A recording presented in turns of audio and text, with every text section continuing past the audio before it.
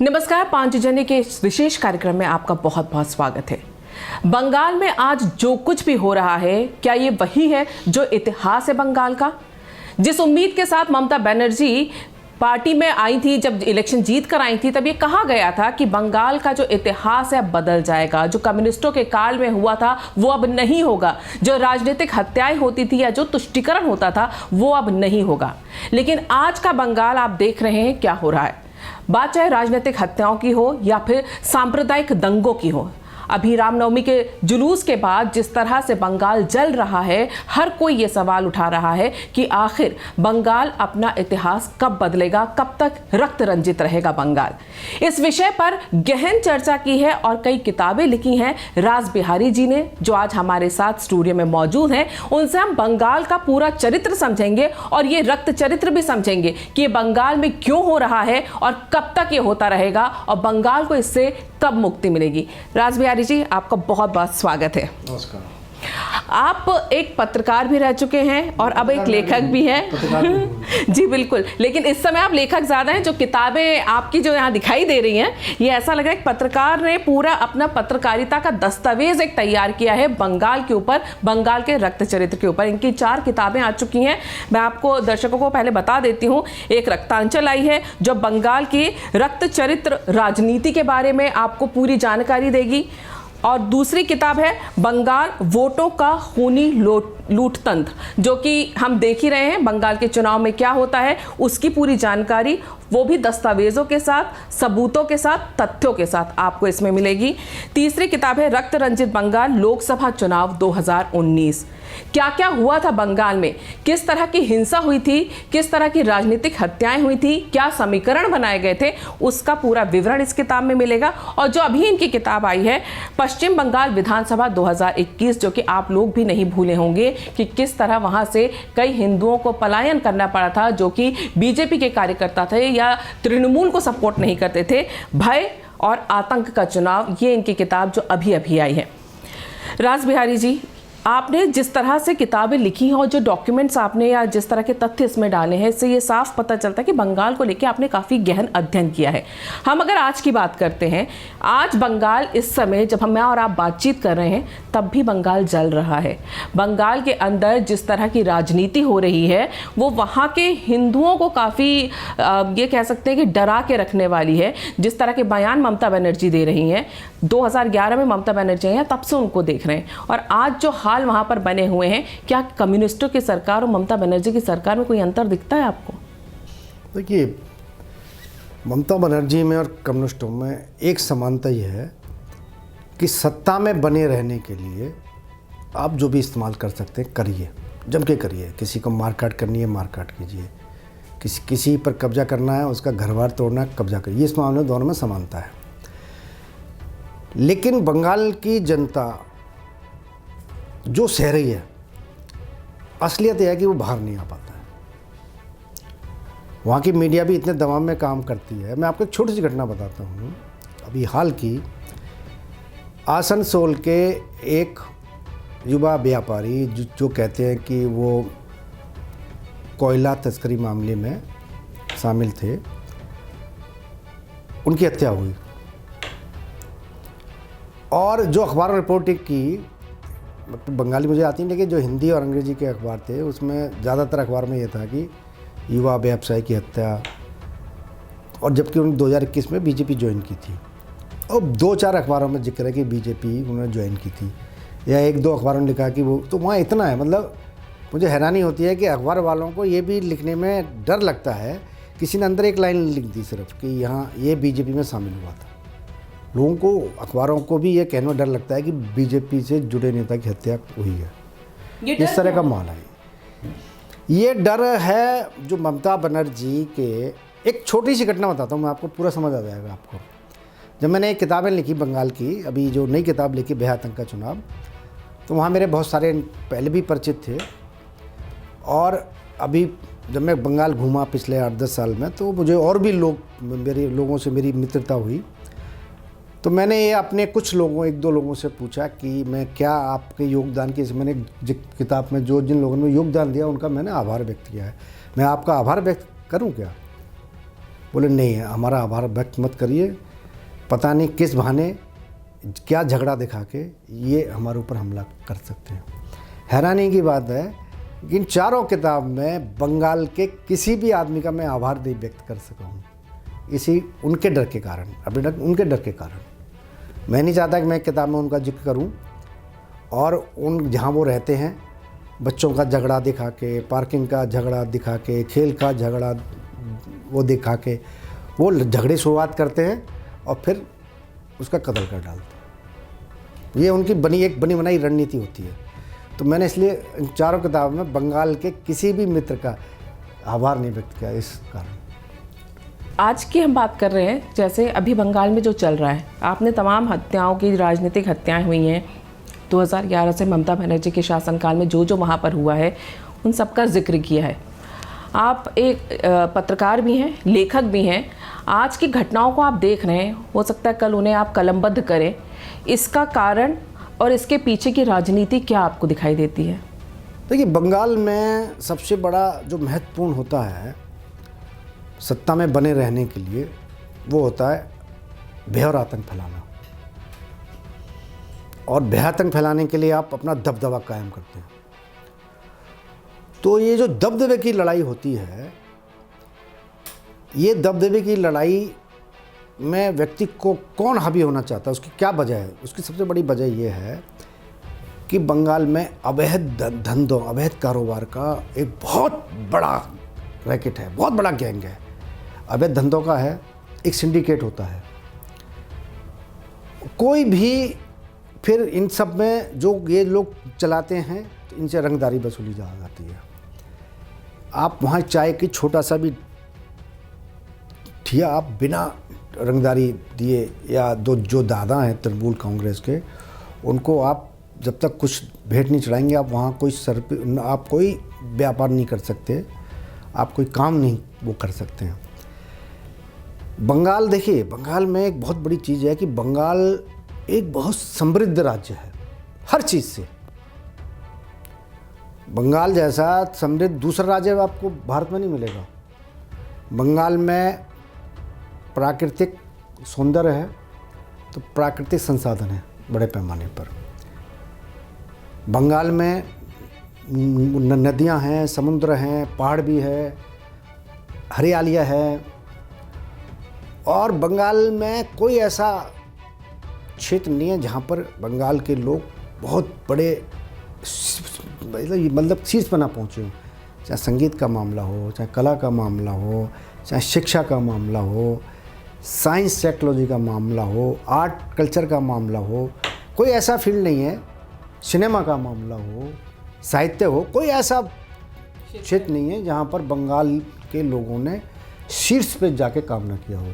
हर मामले में आप देखेंगे तो बंगाल आपको शीर्ष पे मिलेगा। लेकिन ऐसे बंगाल में जहाँ पर स्वामी प्रभु चैतन्य महाप्रभु ने भक्ति रस फैलाया बंगाल से, हरे कृष्णा हरे रामा, पूरे देश में उन्होंने फैलाया, विदेश तक पहुंचा दिया उन्होंने। स्वामी विवेकानंद, रामकृष्ण परमहंस जैसे और भी बहुत सारे वहाँ के देखेंगे तो बंगाल के सबसे ज़्यादा साधु संतों ने समाज सेवा बहुत बड़े काम किए हैं। रामकृष्ण मठ काम कर रहा है, भारत सेवा संघ काम कर रहा है, ऐसे और तमाम संस्थाएं जो काम कर रही हैं वहाँ पे। इस इतने बड़े भक्ति भाव वाले प्रदेश में इतना रक्तपात क्यों होता है?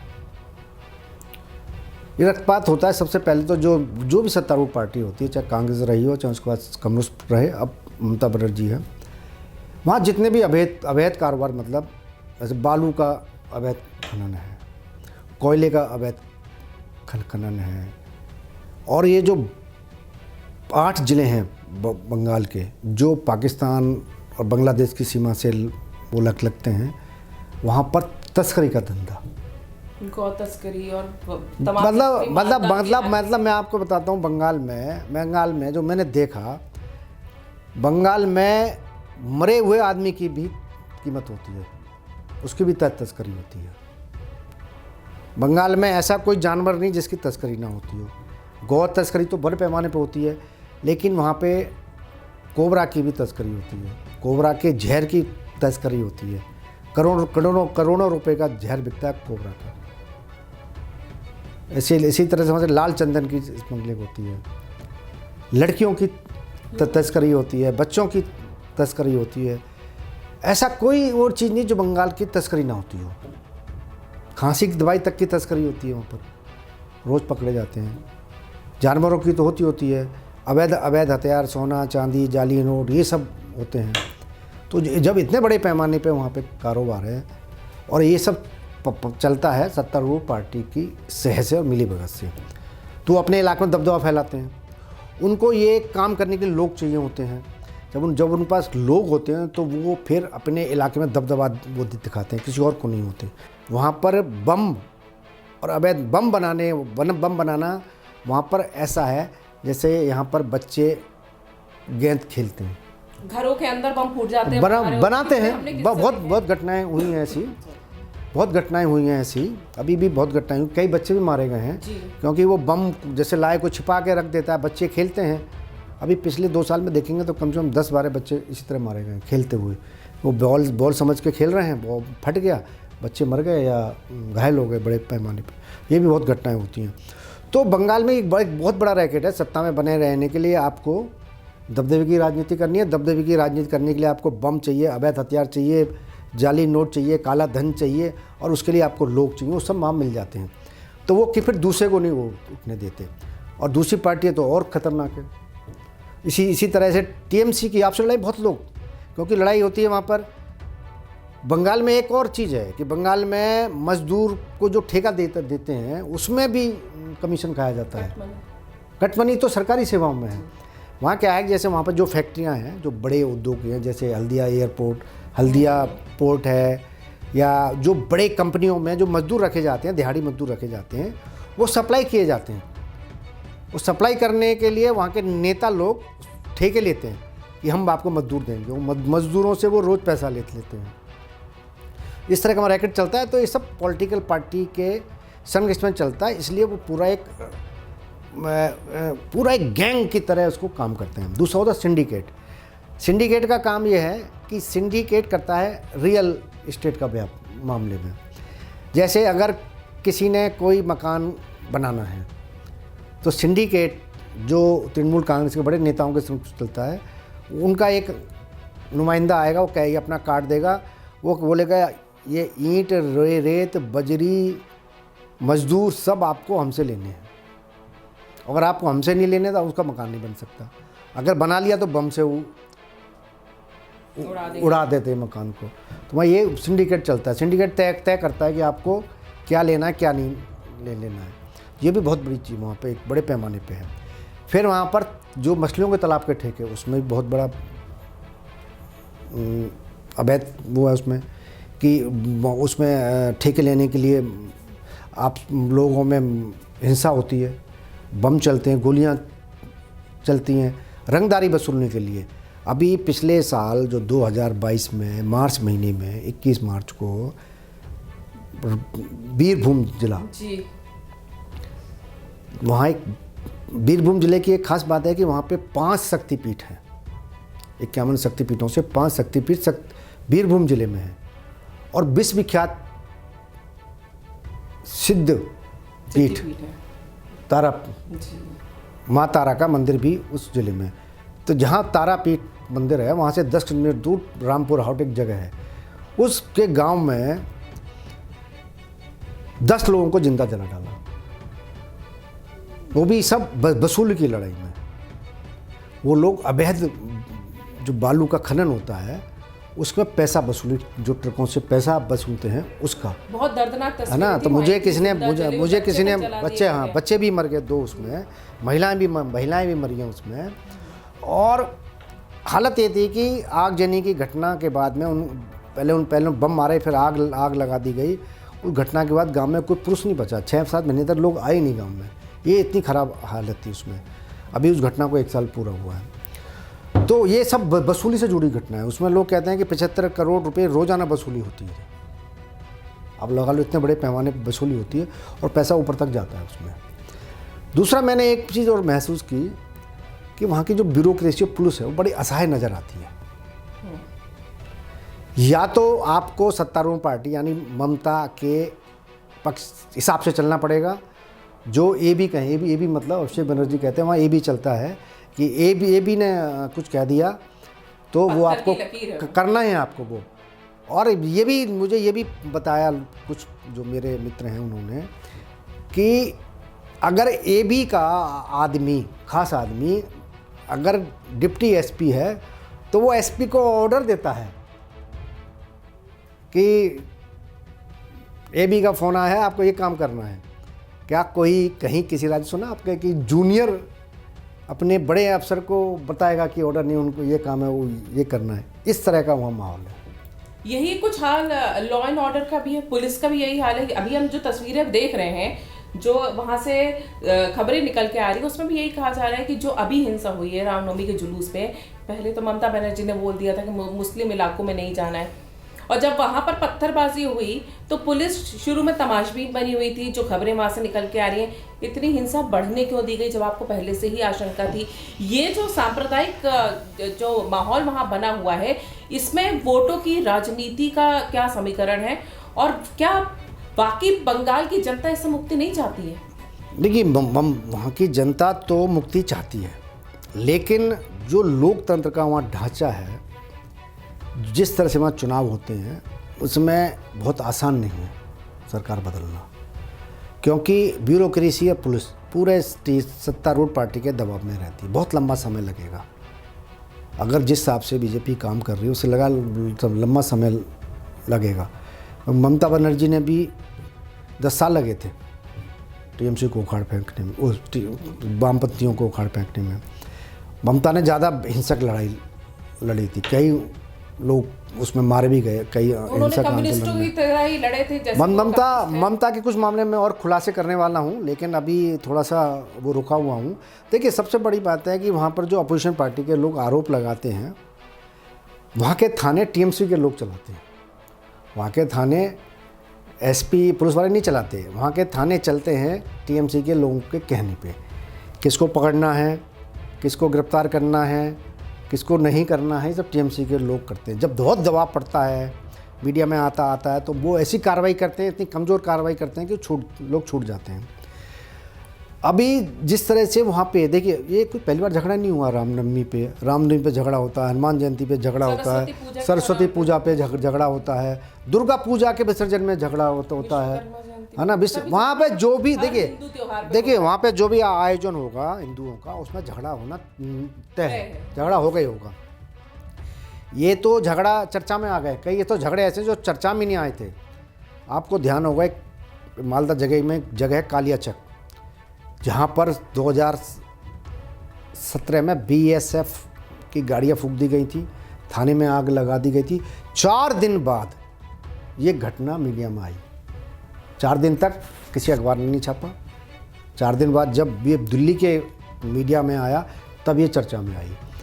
और कई स्थानों में जब ये इस तरह के धार्मिक आयोजन होते हैं, धार्मिक पर्वों पे जब शोभा यात्राएं निकलती हैं, तो झगड़ा किया जाता है। झगड़ा करने की आड़ में बमबाजी होती है, गोलियां चलती हैं, आगजनी होती है।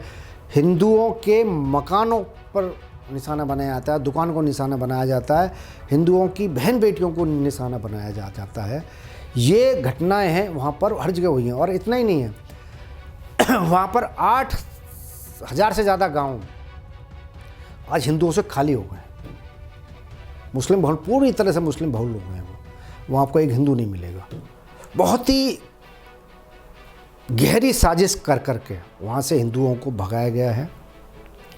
उनकी बहन बेटियों को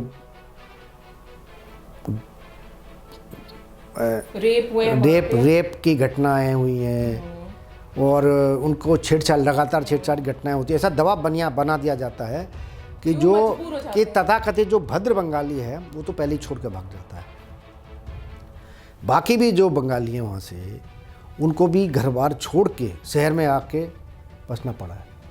आपकी बात सुन के ऐसा लगता है जैसे 1946 की बात चल रही है इन दिनों की। डायरेक्ट एक्शन डे के दौरान जिस तरह से हिंदुओं का नरसंहार वहाँ पर किया गया था, आप बता रहे हैं 8 से 9 हज़ार हिंदू 8,000 गांव छोड़ के चले गए। तस्वीर कहाँ बदली है 77 साल में, और ऐसा क्यों, बंगाल ही क्यों? देखिए, बंगाल की स्थिति या कहिए जानकारी वो लोगों तक नहीं पहुँची। जैसे बिहार के बिहार बड़ा कुख्यात रहा, उत्तर प्रदेश बड़ा कुख्यात माना जाता है। इन दोनों राज्यों की तो हर चीज़ बाहर आई है, विदेश तक चर्चा होती है, भाई बिहार में गुंडागर्दी है, उत्तर प्रदेश में गुंडागर्दी है। लेकिन बंगाल की गुंडागर्दी पहले से, कांग्रेस के ज़माने से भी, कि वहाँ पर पहले जब कांग्रेस सरकार में थी डॉक्टर विधान चंद्र राय के बाद में, उनकी निधन के बाद में,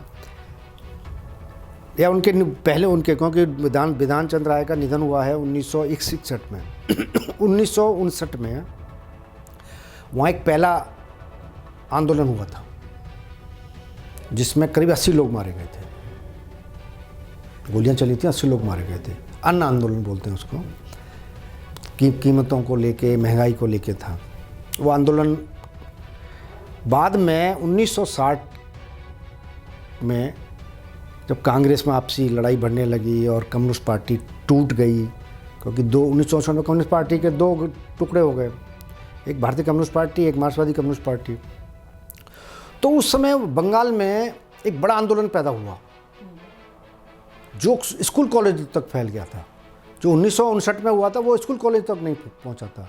आंदोलन कैसे शुरू हुआ? वहाँ पे अकाल पड़ गया, चावल, कहते हैं चावल का दाम वहाँ बहुत महंगा हो गया, 5 रुपये किलो चावल मिलने लगा। और आंदोलन के दौरान एक बच्चे की गोली लगने से मौत हो गई। तो पूरा स्कूल कॉलेज जो है उस समय, पहले में आंदोलन नहीं किया था, लेकिन जब दूसरा आंदोलन हुआ तो स्कूल कॉलेज वहाँ पर वो अशांति के वो क्षेत्र बदल गए। वहाँ पे बच्चे रिवाल्वर लहराते थे, बंदूक लेके चलते थे, बम मारते थे, यूनिवर्सिटियाँ गुंडागर्दी का अड्डा बन गई थी, प्रोफेसरों को पीटा जाता था, वाइस चांसलरों को मारा जाता था। और इतनी हिंसा हुई वहाँ पे कि स्कूल कॉलेज एकदम अराजकता का माहौल बन गया था। ये मैंने अपनी जो वोटों का खूनी लूट तंत्र है, इसमें मैंने संक्षिप्त रूप से लिखा, लेकिन पूरी उस समय की जो अखबार हैं उसके माध्यम से मैंने सारी चीज़ें इसमें बताई गई हैं। और उसके बाद में जब 1972 में जब सिद्धार्थ राय मुख्यमंत्री बनते हैं तो नक्सलवाद बंगाल से पैदा हुआ। तो नक्सलवाद बहुत फैल गया था उस समय, और जो राजनीतिक अस्थिरता थी बंगाल की, उस वजह से नक्सलवाद और पनपा। तो ये इस किताब में मैंने उल्लेख किया है तमाम तथ्यों के साथ में कि 1972 से लेके और 1977 तक बड़े पैमाने पर वहाँ पर नक्सलवादियों का सफाया किया गया। सिद्धार्थ शंकर राय ने कांग्रेसियों को पुलिस में शामिल करा के नक्सलवादियों को मारा। 1977 में सत्ता बदलने के बाद में मार्क्सवादी कम्युनिस्ट पार्टी ने भी यही किया।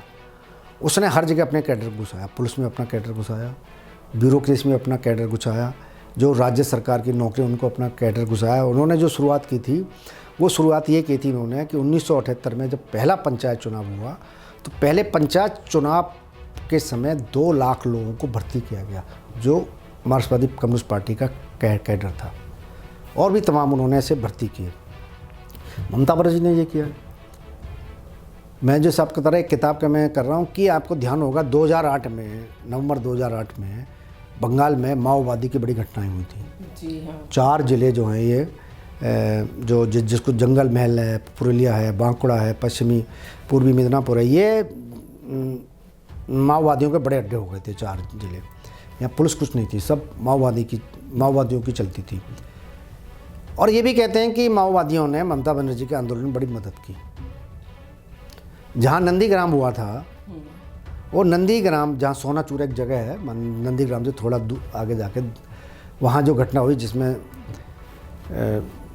7 लोग मारे गए थे, लोग मारे गए थे वहाँ पर, तो उस घटना के पहले ही वहाँ से 3000 जो हथियारबंद सीपीएम के लोग थे वो घर छोड़ के भाग गए थे माओवादियों के डर के कारण।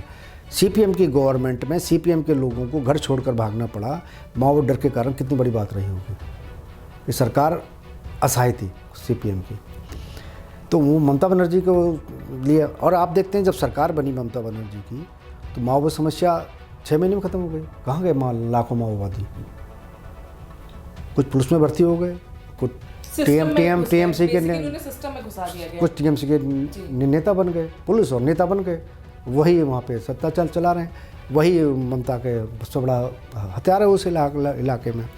तो ये इस तरह का वहाँ पर जी। ममता बनर्जी के जैसे बात की जाती है तो जब 2011 में आई थी, जो मैं आपसे बात कर रही थी कि ये उम्मीद की जा रही थी कि बंगाल की तस्वीर बदलेगी। आपने बताया बंगाल संसाधन हर तरह के हैं, चाहे प्राकृतिक संसाधन हो, वो अगर देखा जाए लिटरेचर, हर क्षेत्र में जो आपने बताया कि वो संपन्न है बंगाल।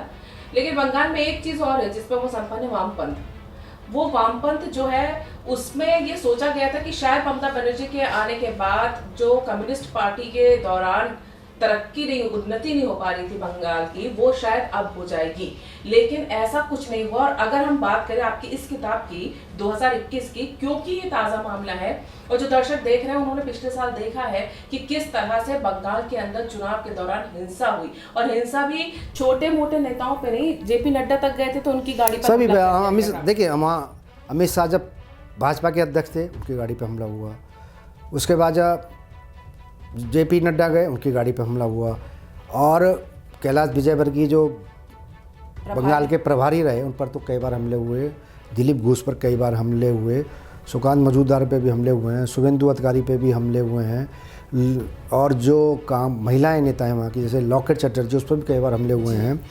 भाजपा के तो ऐसे कोई नेता नहीं है जिस पे हमला ना हुआ हो। यहाँ पे यही मैं आपसे जानना चाह रही हूँ कि एक ही चीज वहाँ पे तब बोली जा रही थी, जिस तरह देखिए, एक होता है जो मीडिया में हम देखते हैं कि बंगाल से जो खबरें आ रही हैं कि किस तरह से, तो लग रहा था कि बीजेपी बहुत तैयारी वहाँ पर कर रही है, लेकिन ग्राउंड रियलिटी ऐसी क्या थी वहाँ पर जो एक बहुत बड़ी चुनौती थी बीजेपी के लिए, जो देश के बाकी हिस्सों के जो लोग हैं वो समझ नहीं पा रहे। उनको लगता है कि बीजेपी की ये जो हार है ये वहाँ पर कुछ कर नहीं पाए, कितनी बड़ी चुनौती थी और वहाँ कितने पैर जमाने में कामयाब रहे, वो जानना बहुत ज़रूरी है, क्योंकि लोगों को बंगाल की ज़मीनी हकीकत नहीं पता है वहाँ पर कि किन परिस्थितियों में काम कर रही थी बीजेपी। देखिए, हम जब बंगाल में गए थे 2021 के चुनाव से पहले, और चुनाव के दौरान भी हम कई बार गए।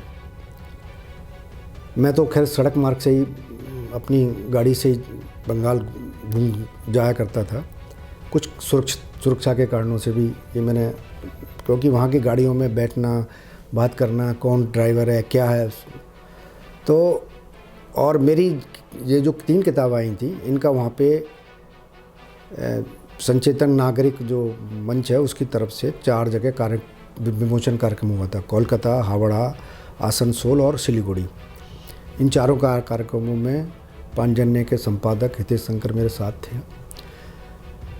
हमने ये महसूस किया था चुनाव के पहले, चुनाव के दौरान भी, कि बीजेपी की हवा अच्छी हवा है। हम जिस ज़िले में गए उसमें ज़्यादातर ज़िलों में लोग कहते थे नहीं इस बार परिवर्तन होगा। जैसे मैं आपको बीरभूम ज़िले की बात बताता हूँ। बीरभूम ज़िले में 12 सीटें, लोग मानते थे बीजेपी कम से कम 10 सीट आएंगी, लेकिन नहीं आई, 2 ही सीट आई। इसी तरह से जो मुर्शिदाबाद ज़िला है वहाँ भी बीजेपी को बहुत अच्छी बढ़त मिलने वाली थी, लेकिन नहीं मिली, 1 सीट मिली सिर्फ। इसी तरह से जो उत्तर 24 परगना, दक्षिण 24 परगना, जहाँ सबसे ज़्यादा सीटें हैं, एक में 31 सीटें हैं, 32 सीटें। उसके बाद में पश्चिम मिदनापुर और पूर्व मिदनापुर, खासतौर पे हुगली और हावड़ा। इन हुगली, हावड़ा में और कलकत्ता में बीजेपी को अच्छी सीट मिलने की उम्मीद लोगों ने कहा थी कि भाई यहाँ परिवर्तन होगा। और ख़ास तौर में जो अगर हम हावड़ा, कलकत्ता की और हुगली की बात करें, क्योंकि यहाँ पे हिंदी भाषी वोटर बहुत है, लेकिन उन वोटरों को धमकाया गया। वहाँ का वोट परसेंटेज बहुत कम रहा है, कलकत्ता की सीटों पे बहुत कम वोट परसेंटेज रहा है। वहाँ पे अगर आप देखें, जो मैंने किताब में जिक्र किया है कि मतदान से 2-3 दिन पहले वहाँ पर बमबाजी शुरू हो जाती थी, लोगों को धमकियाँ दी जाती थी, अगर आप वोट देने बाहर निकले तो आपकी बहन बेटी सुरक्षित घर नहीं लौटेगी, आपके घर को फूंक दिया जाएगा, आग लगा दी जाएगी, बम मार दिया जाएगा। इस तरह धमकियाँ दी जाती थी और बम और फायरिंग करके लोगों को डरा धमकाया जाता था, तो लोग वोट देने बाहर नहीं निकले। एक इसका भी असर बीजेपी की जीत पर पड़ा। मेरा मानना है अगर वहाँ ईमानदारी से इलेक्शन होता, क्योंकि जो दावा चुनाव आयोग ने किया है चुनाव आयोग पर बीजेपी तरफ से कोई टिप्पणी नहीं की गई है, लेकिन हाई कोर्ट ने टिप्पणी की है कि चुनाव आयोग निष्पक्ष ढंग से चुनाव कराने में नाकाम रहा, क्योंकि जो पूरी मशीनरी पे तो टीएमसी का कब्जा है। 4, 5, 10 पर चुनाव में पर्यवेक्षक ला के 100-150 पर्यवेक्षक ला के चुनाव आयोग क्या कर सकता है? सारी मशीनरी तो उनके पास है। और सब लोगों ने कहा भी था, ममता बनर्जी ने खुद कहा था कि 100 से ज़्यादा 1000 से ज़्यादा पैरामिलिट्री फोर्स लगाई गई थी। ममता बनर्जी खुद बार बार कहती थी पैरामिलिट्री फोर्स को जाने दीजिए, फिर हम देखते हैं आपको। खुली धमकी दी थी। हाँ। तो सही बात है। और टीएमसी के नेता तो ये भी कहते थे, अरे पैरामिलिट्री फोर्स तो 100 मीटर दूर रहेगी ना, मतदान केंद्र के अंदर कौन रहेगा? हम रहेंगे ना, उसके जाने के बाद आपको कौन बचाएगा? खुलेआम धमकियाँ दी गई। हाथ अभी जो अनुव्रत मंडल जो अभी जेल में है, ईडी की गिरफ्तारी ने जो किया है सीबीआई ईडी ने, उन्हें तो सरेआम हाथ काटने की धमकियाँ दी थी, हाथ काट दो। और भी टीएमसी के नेताओं ने बहुत धमकियाँ दी, जो भाजपा को समर्थन करे उसका गला काट दो, उसका हाथ काट दो, घर जला दो, उसकी औरत को उठा के ले जाओ। घटनाएं भी हुई हैं, चुनाव के दौरान ही हुई हैं। खुद नंदीग्राम में एक बीजेपी के नेता की पत्नी को घर से उठा के उसके साथ सामूहिक बलात्कार किया, उसको पेड़ पे लटका दिया, बच गई जान उसकी बड़ी मुश्किल से। ऐसी घटनाएं बहुत हुई हैं ये, लेकिन चर्चा में नहीं है घटनाएं ऐसी। बहुत सारी घटनाएं चर्चा में नहीं आई हैं। दूर दराज के गाँव में घटनाएं चर्चा में नहीं आई हैं। ये जो बड़ी जगह थी जहाँ मीडिया थी, वहाँ कुछ घटनाएं ऐसी चर्चा में आई। पता नहीं कितनी घटनाएं हुई हैं। सीबीआई ने भी वही जिनकी शिकायत आई है उन्हीं की जांच की है।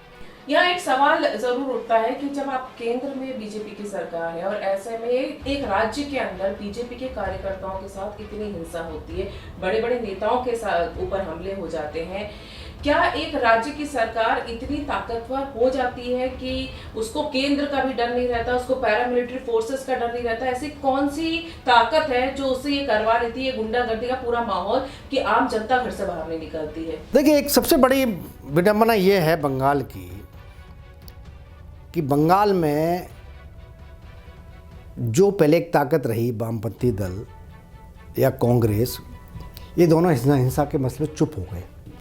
2016 तक तो ये लोग बोलते थे, एक बुकलेट भी कम्युनिस्ट पार्टी ने निकाली थी, लेकिन 2019 के लोकसभा चुनाव के बाद तो सीपीएम ने टीएमसी के खिलाफ करते हैं, लेकिन वो वाला जोश नहीं है ना। हिंसा को लेके वो चुप हो जाते हैं।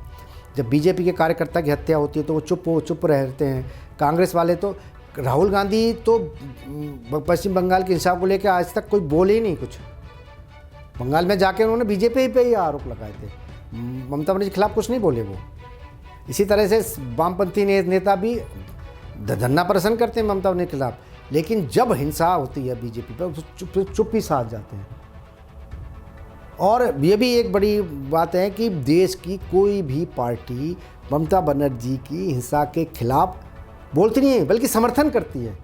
ये कहते हैं कि समाजवादी पार्टी के नेता हों, नीतीश कुमार हों, स्टालिन हों, सब कहते हैं कि बंगाल को बदनाम करने के लिए कोशिश की जा रही है। लेकिन आंकड़े जो आपने अपनी किताबों में दिए हैं वो बदनाम किया, वो तो साक्षात यानी सबूत साक्ष्यों के मैंने देखे, ये जैसे आप कह रही थी, ये मैंने ये किताब है, लेखक हूँ मैं, किताब लिखा, लेकिन ये एक रिपोर्ट की तरह है। ये एक रिपोर्ट की तरह है। मैंने अपनी तरफ से कुछ नहीं लिखा है इसमें। जो कुछ है ये मैंने उदाहरण से दिया है कि ये घटना यहाँ हुई है तो ये इस जगह से लिए, ये मैंने सब पूरा, ये मेरे तरफ से कुछ नहीं है इसमें जी। ये जो कुछ है, जो घटनाएं हैं, उसको मैंने संकलन करके देख कर भी, मैं बंगाल में लगातार रहा हूँ, तब मैंने ये रिपोर्ट तैयार की है।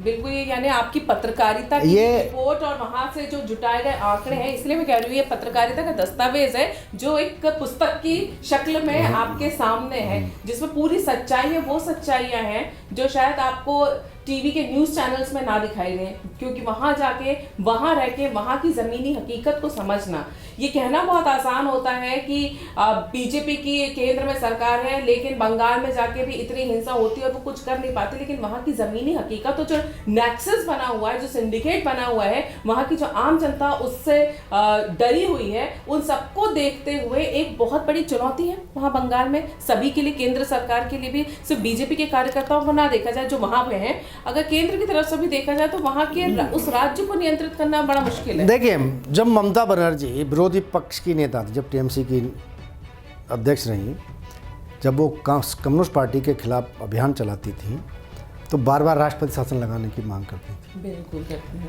जब भी चुनाव होता था, चाहे पंचायत का चुनाव हो, चाहे लोकसभा चुनाव हो, चाहे विधानसभा चुनाव हो, पैरामिलिट्री फोर्सेस की मांग करती गई थी और पैरामिलिट्री फोर्स लोकसभा और विधानसभा चुनाव में लगाई भी गई।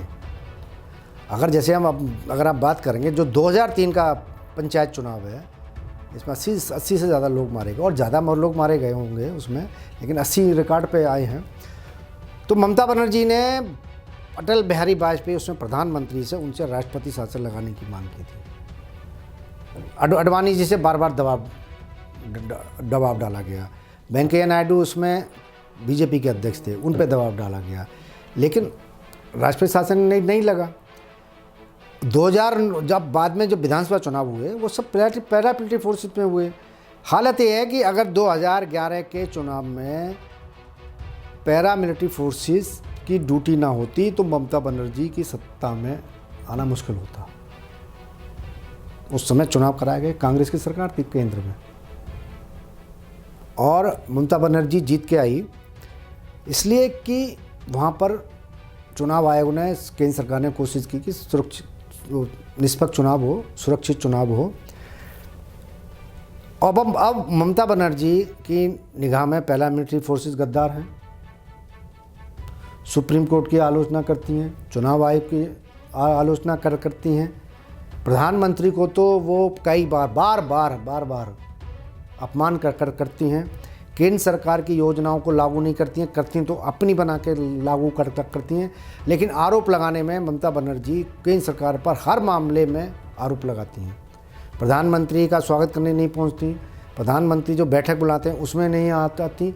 तो ममता बनर्जी ने तो सीधे केंद्र सरकार से, नरेंद्र मोदी से और भाजपा से एक तरह से सीधे आमने सामने की दुश्मनी की हुई है। और लेकिन मुझे ये हैरानी होती है कि जिस तरह से वहाँ भाजपा को काम करना चाहिए था, अब ठीक है भाई, कैलाश जी वहाँ के प्रभारी रहे, कैलाश विजयवर्गीय, उन्होंने 3 से 77 पे पार्टी को पहुँचाया। 2019 में लोकसभा चुनाव में 2 से बढ़ के 18 सीट हो गई। अभी आगे गति चलेगी क्या? नहीं चलेगी, क्योंकि जो टीएमसी से लोग आए थे उनमें बहुत सारे लोग ममता बनर्जी के दहशत के कारण फिर वापस टीएमसी में चले गए। मुकुल राय जैसे नेता को वापस जाना पड़ा। और एक और चीज़ भी है कि वहाँ पे किसी भी कारण से हो पार्टी में कि नए पुराने का भी झगड़ा पैदा हो गया वहाँ। जो टीएमसी छोड़ के आए हैं या कांग्रेस छोड़ के आए हैं, उन नेताओं को ज़्यादा तरजीह मिल रही है, पुराने कार्यकर्ताओं को वो भी एक झगड़ा बढ़ रहा है, आपस में खींचतान बढ़ रही है। ये बीजेपी के लिए भी चिंता की बात होनी चाहिए। दूसरा सबसे बड़ी बात है कि बंगाल के लोग ये मान के चल रहे हैं, जैसे पिछले साल अमित शाह गए थे, अमित शाह ने साफ कहा कि बंगाल के लोगों को ये लड़ाई खुद लड़नी पड़ेगी। लेकिन इस बात के मायने बहुत अलग तरीके से निकाले। लेकिन जो वहाँ माहौल है, जिस तरह का वहाँ माहौल है, एक दहशत, भय और आतंक का माहौल है, उसमें भारतीय जनता पार्टी के जो कार्यकर्ता हैं उन्हें डर सताता रहता हमेशा, और डर उनका सच भी है कि अगर तो तभी हटेगा ना जब वहाँ सुरक्षा मिलेगी। अब पार्टी में केंद्र सरकार किस को सुरक्षा देगी? हर आदमी को सुरक्षा दे नहीं सकती है। जिसको सुरक्षा मिलनी है वही वहाँ पे सुरक्षित नहीं है, क्योंकि वहाँ तो एक तरीका है कि कोई आदमी, कोई भी अगर आपको पसंद नहीं है, पार्टी का आदमी है, दूसरी पार्टी करता है, कोई बीजेपी करता है, कोई सीपीएम करता है, तो वो उनके निशाने पे होता है। वो बाहर निकला, आपने उठा लिया, किडनैप कर लिया, गला काटा, हाथ पैर काटे, पेड़ पे लटका दिया और बहाना लगाए तो आपसी रंजिश में मार दिया इसको, या खुदकुशी का कर ली। तो वहाँ इस तरह का जो माहौल है, वहाँ सबसे बड़ी बात तो है कि जब तक वहाँ पर अवैध हथियारों पे रोक नहीं लगेगी, जो बम वहाँ पे कुटीर उद्योग बन गया उस पर रोक नहीं लगेगी, जो जाली नोटों के चलन पे रोक नहीं लगेगी, रंगदारी वसूलने पे रोक नहीं लगेगी, कट मनी वसूलने पे रोक नहीं वो लगेगी, वहाँ पर जितने भी ट्रक चलते हैं उनसे पैसा वसूलने पे रोक नहीं लगेगी, अवैध बालू का धंधा नहीं रुकेगा, कोयला तस्करी नहीं रुकेगी, गौ की तस्करी कमी हुई है लेकिन पूरी तरह नहीं वो रुकी है। पर ये कैसे रुकेगी? ये तो केंद्र सरकार का काम है, केंद्र सरकार को इसके लिए कदम उठाने पड़ेंगे। बीएसएफ का दायरा बढ़ाया है, उससे कम हुई हैं घटनाएँ, लेकिन अभी भी बहुत सख्ती करने की ज़रूरत है वहाँ पर। क्योंकि देखिए, जो बीएसएफ तो केवल सीमा पे कर सकता है, तस्करी रोक सकता है, लेकिन ये जो बम बनाने का धंधा है, अवैध हथियार बनाने का धंधा है, जाली नोट खपाने का धंधा है, ये तो वहाँ की स्थानीय पुलिस को देखना पड़ेगा। केंद्रीय एजेंसियाँ तो किसी शिकायत पे, क्योंकि वहाँ सीबीआई तो वहाँ पे अब जांच नहीं कर सकती, सरकार ने जो बंगाल सरकार ने जो सीबीआई की जांच का वो वापस ले लिया, तो सीबीआई तो वहाँ जो भी जांच कर रही है हाई कोर्ट के आदेश पे जांच कर रही है। देखिए, वहाँ सीबीआई शारदा घोटाले की जांच कर रही है तो सुप्रीम कोर्ट के ऑर्डर पे कर रही है, रोज वैली की जांच कर रही है तो सुप्रीम कोर्ट के कहने पे कर रही है, गौ ये पशु तस्करी कर रही है हाई कोर्ट के निर्णय पे कर रही है, कोयला तस्करी भी हाई कोर्ट के वहाँ तो जितनी भी जांच है, चाहे ये वो वीरभूम का भी सीबीआई ने ही जांच का ऑर्डर दिया है, और 2021 में जो विधानसभा चुनाव के दौरान बाद में जो हत्याएं हुई हैं राजनीतिक, वो भी सीबीआई को हाई कोर्ट ने आदेश दिया, तब जांच किया है। तो ईडी ने अपनी तरफ से कुछ कुछ किए, उठाया है कदम, कुछ लोग पकड़े भी गए हैं। खास तौर पे जिस तरह से शिक्षक भर्ती घोटाला हुआ है, उसमें टीएमसी के मंत्री जेल में हैं और 1-2 विधायक भी जेल में गए हैं, और भी कुछ टीएमसी के नेताओं पर आरोप लग रहे हैं। तो इसमें ये मुझे बड़ा मुझे कुछ जवाब नहीं सोचता कि ऐसी स्थिति में जब बंगाल सरकार कुछ नहीं करना चाहती है और जनता डर के कारण हताश हो चुकी है, तो वो कैसे खड़ी होगी। ये आज सबसे बड़ा प्रश्न यही है कि बंगाल में खुशहाली कब आएगी, बंगाल को अपराधों से कब मुक्ति मिलेगी, और बंगाल में जिस तरह से मुस्लिमों को आगे बढ़ाया जा रहा है कि वहाँ हिंदुओं को अपने त्यौहार मनाने के लिए इजाज़त लेनी पड़ती है, फिर तरह तरह के दबाव डाले जाते हैं, और अगर आपने जुलूस निकाला तो फिर आप अपने घर में भी सुरक्षित नहीं, फिर आपके घरों में बम चलेंगे, आग लगा दी जाएगी, आपकी बहन बेटियां सुरक्षित नहीं रहेंगी।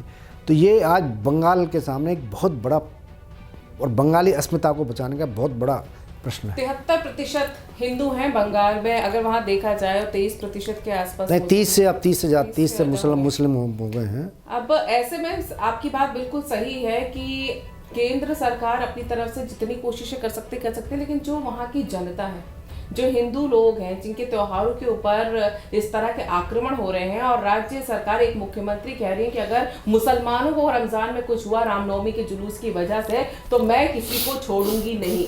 तो ऐसे में ये जिम्मेदारी कहीं ना कहीं अब वहाँ की जनता की भी है कि जो उन्हें नहीं छोड़ने की बात कर रही है बिना कुछ किए, उनको वहाँ से कैसे हटाया जाए, वो अपना भविष्य कैसे देखते हैं, ये वहाँ की जनता को खुद देखना पड़ेगा। साथ ही साथ केंद्र सरकार को कड़ी नजर रखनी पड़ेगी, क्योंकि जो हत्याएं वहां पर हो रही, जो राजनीतिक हत्याओं का इसके अंदर विवरण है इस पुस्तक के अंदर, वो आज का नहीं है, ये पूरा लंबे समय से चला आ रहा है, और ये ममता बनर्जी के आने के बाद से कितनी राजनीतिक हत्याएं हुई हैं उनका पूरा ब्यौरा यहाँ पर मिलता है। क्या ये राजनीतिक हत्याएं ऐसी ही होती रहेंगी? क्या जो भद्र लोग कहलाता था कोलकाता का समाज, वो इसी तरह चुप रहेगा और इस तरह हो रहे अत्याचारों को देखता रहेगा? ये ऐसे तमाम सवाल हैं जिनके जवाब देश की जनता देख रही, लेकिन सबसे बड़ी बात है कि बंगाल के लोग अब इस समस्या से कैसे निकलेंगे। लोकतंत्र में इसका एक ही जवाब है, सत्ता परिवर्तन। लेकिन पिछले बार तो ये सब नहीं हो पाया और उसके बाद जब हालात नहीं बदले हैं तो क्या ये भय और आतंक का चुनाव वहां से खत्म होगा, और जो डर का माहौल जिसे कहा जाता है वो क्या होता है, ये बंगाल के अंदर जाकर देखना चाहिए। राजबिहारी जी, आपको लगता है, उम्मीद है कि शायद आने वाले दिनों में कुछ ऐसा हो कि बंगाल की तस्वीर बदले? केंद्र की तरफ से भी, राज्य सरकार से तो उम्मीद की नहीं जा सकती। देखिए अभी बंगाल में बहुत जल्दी ही पंचायत के चुनाव घोषित होने वाले हैं और ये पंचायत चुनाव में केंद्र की कोई भूमिका नहीं रहेगी। जी बिल्कुल, क्योंकि पूरा बंगाल सरकार, बंगाल प्रशासन, बंगाल पुलिस ही चुनाव कराएगी। आज तक पंचायत चुनाव में केंद्रीय सुरक्षा बलों को तैनात नहीं किया गया है, इस बार भी नहीं होंगे जिससे मुझे लगता है। क्योंकि पिछली बार भी हाई कोर्ट ने जो अभी नगर निगम के चुनाव हुए थे उसमें सुरक्षा व्यवस्था का सवाल राज्य चुनाव आयोग पर छोड़ दिया था। राज्य चुनाव आयोग ने पुलिस के माध्यम से ही चुनाव कराया। और मुझे लगता है कि ये जो पंचायत चुनाव है ये 2018 के भी पंचायत चुनाव से ज़्यादा रक्त रंजित होगा। इसमें ज़्यादा जाना जाएंगी। इसमें जो पिछली बार प्लानिंग हुआ तो उससे ज़्यादा लोगों को घर बार छोड़ के भागना पड़ेगा। बहुत सारे घरों को फूंक दिया जाएगा, बहन बेटियों की इज्जत के साथ खेला जाएगा और इतना आतंक मचेगा इस चुनाव में, और ये पूरे देश के सामने आए ऐसी कोशिश भी रहनी चाहिए।